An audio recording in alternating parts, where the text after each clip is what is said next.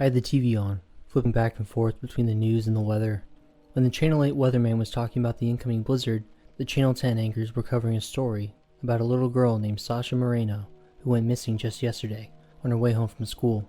It was an unfortunately familiar story for the locals. Someone goes missing, likely a girl. The cops would search for maybe a week or two, then give up on the search altogether. As soon as the anchor said there was a missing child, I did what I always do. I parked my car at the head of the trail, where I would hike on the path for a bit before deviating from it, making my own way into the mountains. It was particularly snowy that day. A blaring white blanket smothered the landscape, making it nothing more than a single monotonous mass. The only non-white colors were the occasional evergreen branches. The cold gnawed at my exposed skin, and it looked like the blizzard was growing near. Occasionally I would stop hiking. The crunching of snow beneath my feet was the only thing holding back absolute silence. The world felt still and timeless. The crunching of snow beneath my feet was the only thing separating me from absolute silence. It's the type of stillness that makes it impossible to not think. Memories flooded my mind, and I can't help but remember the night when I lost my sister in these very woods. I was excited to reconnect with my older sister, Lauren. She was my best friend growing up. It felt like I could talk to her about anything that was on my mind, and I know she didn't hold back from telling me anything that was going on in her life. I love that openness, just by talking about it with each other.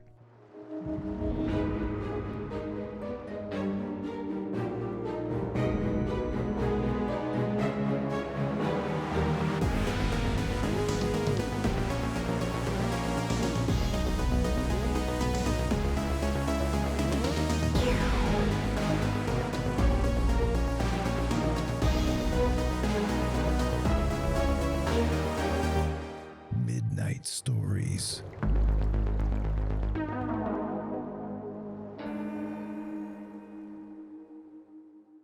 Saturday nights were my favorite times of the week. That was the time when we canceled all our plans and spent hours talking to each other. Despite all that, I was nervous coming back home. When I told my family that I was leaving to join the military, Lauren was less than thrilled. She kept saying I was too kind-hearted for something like that, and it dawned on me that I was still the little brother in her eyes. We got into a fight, and it didn't stop escalating. I think this was our first fight, and I remember storming out of the room, wanting to join the military just to spite her. I hate that feeling. I hate that I left things that way, and coming home felt like my chance to reconnect with her and revive that relationship we used to have. But it wasn't that easy. My parents and little brother were thrilled to have me back home, but it felt like there was a wall between me and Lauren. It's not that she was cold or resentful in any way. It just felt like it was hard to strike up a conversation like we used to. I thought that we needed an activity to break the ice, and I suggested the two of us go out for a camping trip. We used to do that all the time growing up, and it felt like the natural way to get ourselves realigned. We said nothing the whole drive there. It was like a switch flipped. We were yakking like kids again. We talked as we set up the tents, while gathering firewood, roasting marshmallows. There was so much to catch up on. For the first time in over a year, it felt like I had my sister back. With one camping trip, the world felt right again. When the last embers of the fire died down, Lauren and I did some stargazing. We pointed out the constellations and kept talking about our lives. I found out Lauren was trained to get accepted into medical school. She wanted to be a doctor and help children in less fortunate parts of the world. I had a huge smile on my face and casually mentioned, maybe we will run into each other with our jobs. And then that switch flipped off. Lauren got quiet again. Hey, Laura, is everything okay? Without looking at me, she said, I just hope we don't run into each other like that. What does that mean? It's just, Look, I just don't want to see you like that. I could feel my blood start to simmer. Look, I don't know what opinions you have about the military, but it's not all bad. We do restoration efforts and humanitarian work. That could be why I'm there. Lauren took a deep breath. A few things. One, I support the military and for what it stands for, but there's rarely a peaceful endeavor with them. If the military's there, it means there's some sort of conflict. People might die, and I don't want to think about you like that. I just want to help people. Why is that so difficult for you to get? Now, can we drop it and just look at the stars? Lauren sat up and faced me. The fact that you can't have a conversation like this shows how immature you are. You either have to drop it or run away. Well, what do you want me to say? I joined the military. You hated that I did it. There's nothing to talk about. Now I was sitting up too. I was getting ready to defend myself. Then why not go into something like the Peace Corps? Why did it have to be the military? There's a lot more you can help out with when you're in the military. Just stop being so against it. Again, I'm not against the military. I'm against you being in the military. I don't want you getting hurt. Unbelievable. This was the same conversation we had before. Her words triggered me. So many unresolved feelings boiled up, and instinctively, I fought back. I immediately regret the words I chose. Lauren had an immediate reaction. She just stared at me like I was a complete stranger for the longest time. Out of nowhere, she broke her gaze, grabbed a flashlight, and said, "I need some space. I'm gonna take a walk." If I'd known that that was the last time I'd see her, I would have begged her to stay. I wouldn't have let her go. I would have made sure my last words were anything else.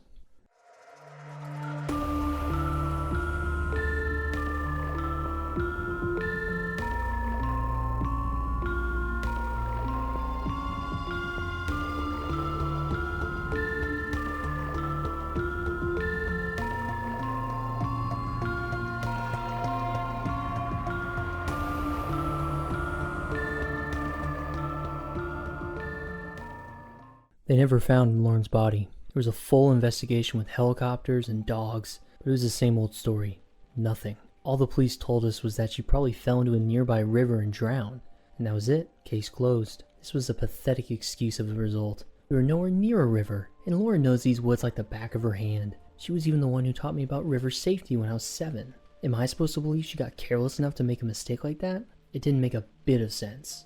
I went back to the woods dozens of times since then. Most people thought I was grieving, and that's all I let them believe. I'd come to my own conclusion. Lauren was too smart in the woods to get into an accident, and if it was an animal attack, there would have been some remains. The only answer that made sense was that there was a kidnapper out in the woods, someone who could quietly get away with the body. That was the only thing that felt real to me. Lauren went missing, along with dozens of other girls in the area. That's not a river accident. That's a pattern. It had to be someone who could hide so well in the woods that they can remain unknown for years. This was the only explanation that I could accept as the truth, and whenever a new missing person case hits the airwaves, I drop everything to find the kidnapper. This was my best chance of catching them, when they attack and their trail is the freshest. My memories bring me back to the present, standing ankle deep in the snow. Everything was still quiet, but now there was a wind that was picking up. The blizzard was on its way. If I was smart, I would have headed back for home by now. I didn't care though. I kept pushing forward. It had been 5 years since Lauren died, and I was holding on to this belief that I could still find her if I could find out who was kidnapping the girls in the area. My mind began wandering to different thoughts. Was I doing the right thing? Was the kidnapper even in the mountains? The police could have been right all along. After all, even experienced campers can get drawn in by the river. I thought about this as I tread my way through the snow. These were thoughts that had haunted me for a while now. What if Lauren wasn't taken by someone? So if she wasn't, then what was I doing here? What was the point of me coming to the woods this often? Maybe I needed someone to blame for her disappearance. You can't blame a river. It's just something that exists. And her being gone just couldn't be that simple. And perhaps I just needed an excuse to bring myself back to the woods we loved. This was my last connection to Lauren. It was the last place where we had some of our fondest memories together. And it was the place I lost her. Maybe I'd be a lot happier if I let go of the villain in my head and let myself enjoy the woods. No, I still didn't believe that. There was something wrong in this town, in these mountains, and I had to find out what.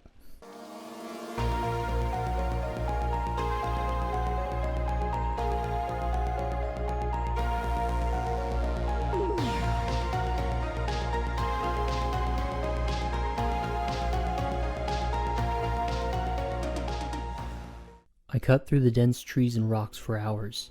No matter how close the storm came, I kept moving forward. I was deeper in the woods than I'd ever been before. That was when I could see it. It was faint and far away, but it was undeniable amongst the clean, white landscape. There were stains of red blood in the snow. My walk just turned into a jog. There were spatters of it, and no animal tracks. Only human footprints. There was no mistaking that this had to be human blood. I could tell by all the irregular marks in the snow that there was a struggle. There was even a vague body print where the blood was, as if someone had fallen after being attacked. I was trembling, but not from the cold. Years of looking for something in the woods had brought me here, and I wasn't sure how to feel about it now that I had found it. There was someone evil in the mountains. I'd known it all along. This was Lauren's kidnapper, and I had the chance to find them. My last words to Lauren kept pounding through my head like a drum. Who said I was the one going to get hurt? I followed the trail that led away from the commotion. Footprints and drops of crimson in the snow made the path easy to follow, but at this point, the snow was beginning to fall. The weather only got more aggressive as time passed. I had to pick up my pace. Otherwise, the trail would get buried, and all the effort I put in would be for nothing. The blizzard refused to lighten up. The tracks were fading away, and everything felt like it was slipping away from me. No, I kept thinking to myself, it cannot end like this. The tracks gradually vanished before my eyes, as well as all the blood. Any evidence was claimed by the snow, but I couldn't stop. I had to keep running. I couldn't lose its momentum. The villain was out there, and I needed to find them. I started to lose focus. All I could hear was my heavy breathing. There had to be something this way. If I just kept going in a straight line, there had to be something. I ran and ran, but there was nothing. It felt like I was going nowhere. Surrounded by the same trees and the same snow, it made it impossible to see. I knew there was blood. I knew there was something terrible in the woods, but there was nothing here. I felt like nature was mocking me. The wind howled as if the world was laughing at my misery. Then I heard a blood-curdling scream. It was high-pitched, undoubtedly a girl's, but it was faint. But I knew it was coming from my left. I turned and ran. I was running, but still couldn't quite find what I was looking for. I whispered under my breath, "Come on, I'm so close. Let me know where you are." Then again, that scream. It was louder and closer, and it sounded like someone was in pain. I adjusted my direction and headed towards it. Now I was sure I was going the right way. Then, as if out of nowhere, I came upon a cabin in the woods. I stopped to catch my breath. This was it. This was what I was looking for. The cabin was surrounded by trees and stone. You could only see it from specific angles. The wood on it was darkened from age. There were windows all around the residence, so I made sure to hide behind a tree. I had my camouflage coat on, and with the blizzard as cover, I was sure they couldn't see me. I tried to organize my thoughts. There was a potential killer in the house, possibly a bleeding victim as well. I needed a strategy to neutralize the threat and get the victim out safely. I thought about running in with my gun drawn to take down the threat. It would just be like one of my military exercises, but there were too many factors involved. I didn't know the layout of the house. I couldn't tell if there were multiple people inside, nor did I know how armed they were. Not to mention, they had a hostage. Another reason to be more careful with this. I needed a different approach. I needed to go in like I had nothing. All I had on me was my concealed pistol and knives. I put my arms to my face like I was trying to block the blizzard. I tried to look panicked as I cried out, "Is anyone in there?" There was no answer.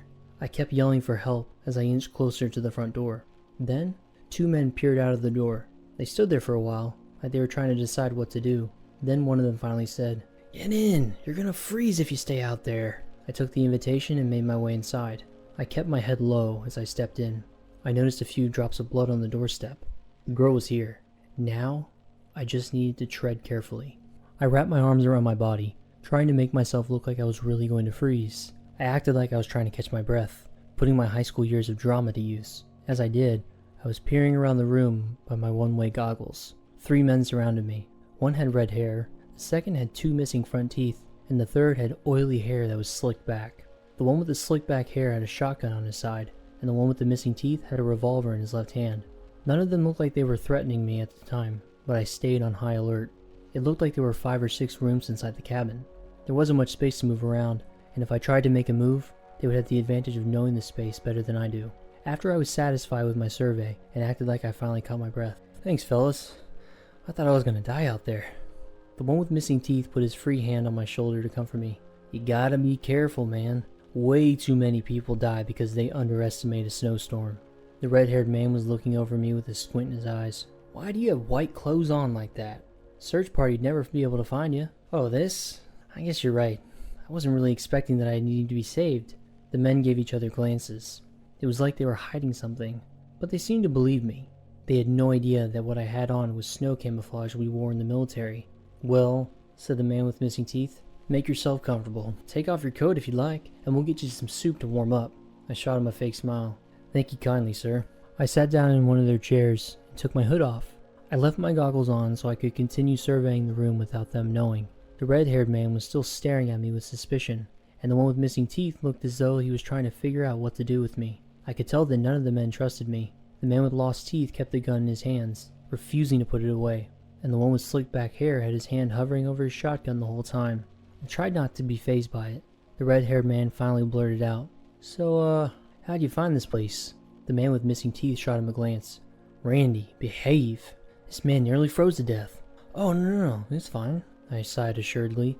"I got lost in the woods. I found some tracks as the blizzard started and thought it might lead somewhere. Have you men been hunting? It looked like you caught something by the looks of the tracks." The 2 men shot each other a glance. The man with missing teeth looked back at me. Yeah, we were. We caught some rabbits a little while ago. How'd you know? That was a lie. There were no rabbit tracks up by the struggle site. It looked like there was some commotion, plus some blood on the snow. I thought it meant there could be some hunters who knew the mountain better than I do. The man with missing teeth gave a smile, so he liked compliments. He sat down in a chair in front of me, and the red-haired one sat down to my left. The man with missing teeth leaned back in his chair, relaxing a bit.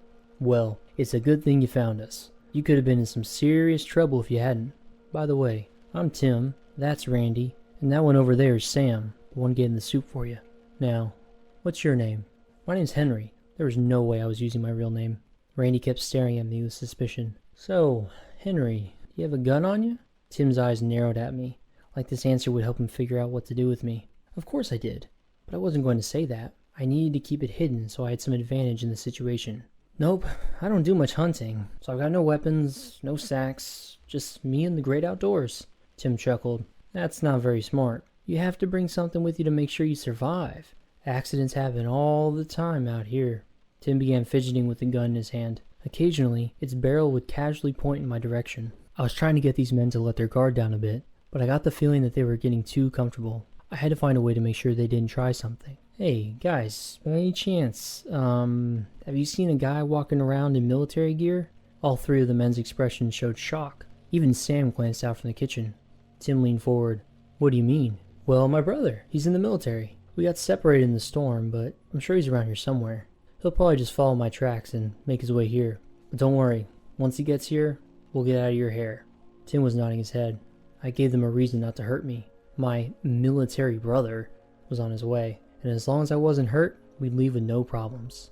And I could tell Tim at least understood this. He gave Randy a reassuring nod before leaning back in his seat. Sam came out of the kitchen with a bowl of soup that he handed me. Here you are, Mr. Henry. What kind of soup is this? I asked. Sam gave me this eerie smile. It's soup from that rabbit we caught earlier. There was no way in hell I was eating that soup. I was afraid of what it might actually be made of. I gave a warm smile and said, I'm really sorry, guys, but I'm a vegetarian. I can't eat this. Sam narrowed his eyes at me. That's fine. Randy will eat it. Right, Randy? For the first time, Randy stopped looking at me and was staring at the soup in my hands. I extended my arm to him, and he gladly snatched it out of my hands and began devouring it. Sam stepped out of the room and disappeared around the hallway corner. I smiled at Tim. It smelled delicious. Tim didn't react. He was inspecting me with a serious look. I glanced at his gun. My imaginary brother puzzled him. Whatever he was concocting, I wanted to figure it out. I tried to sit back in the rickety chair. So, Tim, why are you holding on to your gun like that? Is it a superstition? I said jokingly. Yeah, something like that. It's just in case. In case of what? I said innocently. He didn't answer. Randy finished the soup, and the constant slurping from him ceased. He gave a loud, satisfied sigh, then leaned heavily towards me. Your brother's not coming for you. Admit it. He's out in the cold, your tracks will be covered, and he won't come. Randy's gaze shifted towards Tim. His mouth widened into a smile again, and now both of the men were silently grinning at me. I had to diffuse the tension. I'm sure my brother's close behind me. Surely he'll be here soon. Tim started spinning the barrel of his gun. No, I think Randy's onto something. How's your brother gonna find you in this storm? I needed to stay calm. No hesitation, no fear. I'm not sure, but one time he tracked down a deer in a storm worse than this. Some kind of special military training. I highly doubt that, Mr. Henry. There's only so much tracking you can do in a storm like this. The way I see it, if he was gonna find you, he would have had him by now. The hand that was over my pistol was ready to take it out. I needed to be ready. The situation was starting to get out of hand. I gave my best warm laugh. You gentlemen really underestimate what they can do in the military. Trust me, he'll be here. Randy gave this hollow, breathy laugh. Nope. He is not coming. Tim, get him. Get him right in the head. He sounded like a happy little schoolboy. I was looking right at Tim. My fake smile melted away. I was watching his pistol hand carefully. I needed to be ready to act the first sign of trouble. Tim leaned forward, got his fingers slowly wriggled around the gun's trigger. I promised myself that whatever happened next, I was going to get myself and the girl out of this. Then, Tim pointed the gun between my eyes. Don't move, or I'll shoot you if you do. I didn't listen to the threat. In a split second, fired 2 bullets through Tim's heart. I looked over and Randy was making a dash to tackle me. I couldn't turn around fast enough. He grabbed me, tossing me from the chair to the ground. The old chair shattered in the collision. Randy had me forced to the ground with his hands around my neck. He didn't have my arms pinned down, so I shot another bullet. Randy got a look of shock on his face, and his grip slowly loosened as he collapsed on top of me. I pushed his body off me. Sam was still nowhere in the house, and I had to find him.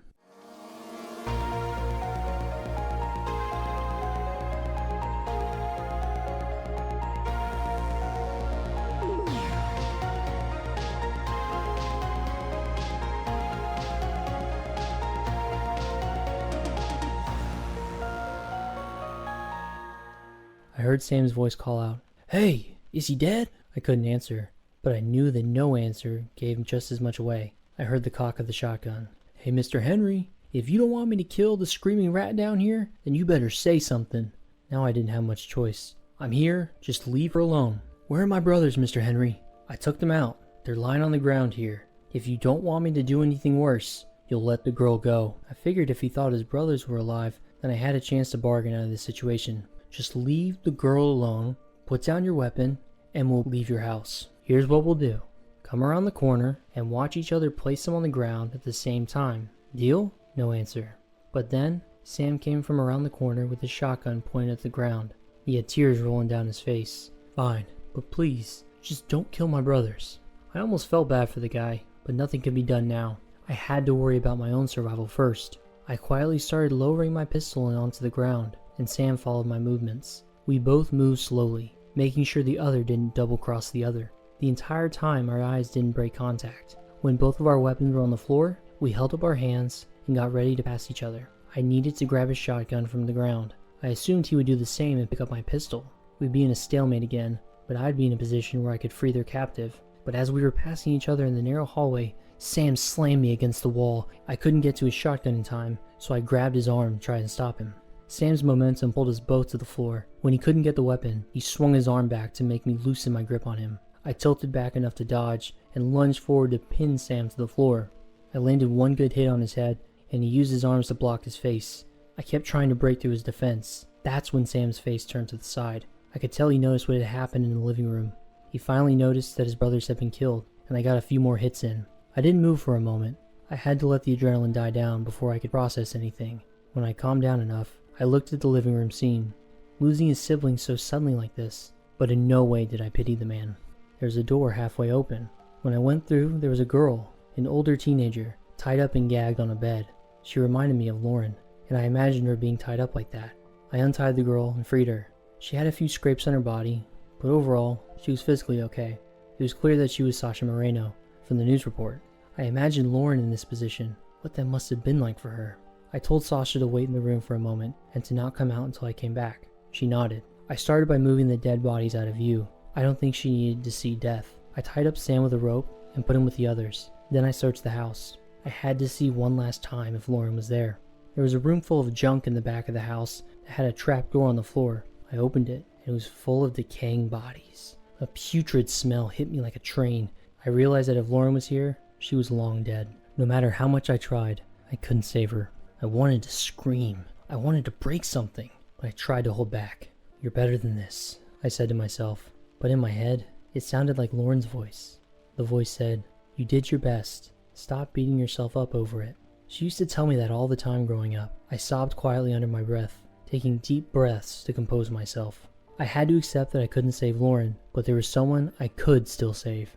I found some warm winter clothes in a closet. I brought them to Sasha. I carried her on my back. We could have waited for the snow to stop, but I had a feeling she'd prefer to face the storm and get out of there. A few hours later, we made it to my car. I was able to get some cell service there. I told the police about the location of the cabin and everything that had happened there. A team was sent out, and they arrested Sam, the only remaining member of the trio, a trio of criminals wanted on several counts of murder. In their basement were the remains of 15 women, 13 of whom could still be identified.